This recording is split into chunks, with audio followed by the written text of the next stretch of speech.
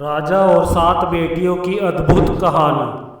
राजा विक्रम अपने सुंदर महल में अपनी 7 बेटियों के साथ खुश रहता था। सभी बेटियां बहुत प्यारी और समझदार थीं। एक दिन राजा ने बेटियों की परीक्षा लेने की सोची। वे देखना चाहता था कौन उनमें से सबसे ज़्यादा उसे प्यार करती है।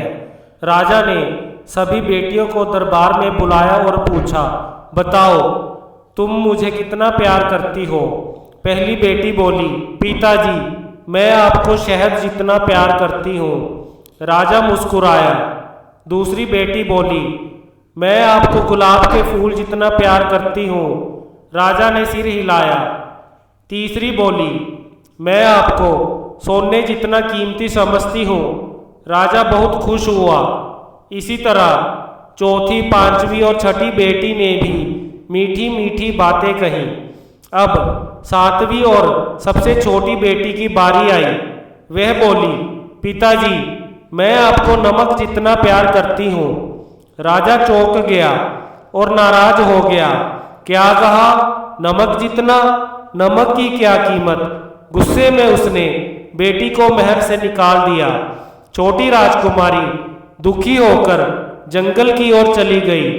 रास्ते में उसे एक साधु मिले।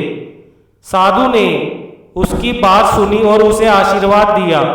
बेटी, एक दिन तुम्हारा सच सबके सामने आएगा। थोड़ी दूर एक दूसरे राज्य का राजकुमार शिकार खेलने आया। उसने राजकुमारी को देखा और उसकी मदद की। दोनों धीरे धीरे अच्छे दोस्त बने और बाद में विवाह हुआ। अब वह दूसरे राज्य की रानी बन गई।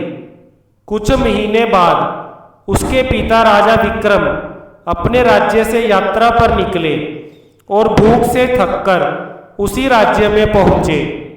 रसोई में आदेश दिया गया कि राजा विक्रम के लिए बिना नमक का खाना बनाया जाए।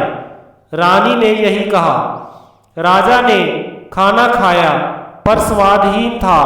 उसने कहा, इतना सुंदर भोजन पर स्वाद नहीं। तभी रानी ने अपना चेहरा दिखाया। पिताजी यही तो मैं कहना चाहती थी। नमक के बिना स्वाद नहीं, वैसे ही अपनों के बिना जिंदगी में कोई स्वाद नहीं। राजा भावुक होकर अपनी बेटी को गले लगा लिया। उसकी आंखों से आंसू निकल आए। राजा ने कहा, बेटी अब समझ गया कि सच्चा प्यार नमक जितना जरूरी होता है। सभी परिवार फिर से एक हो गया। राज्य में खुशियां लौट आई। मोरल, प्यार की सच्ची कीमत दिखावे से नहीं भावना से होती है।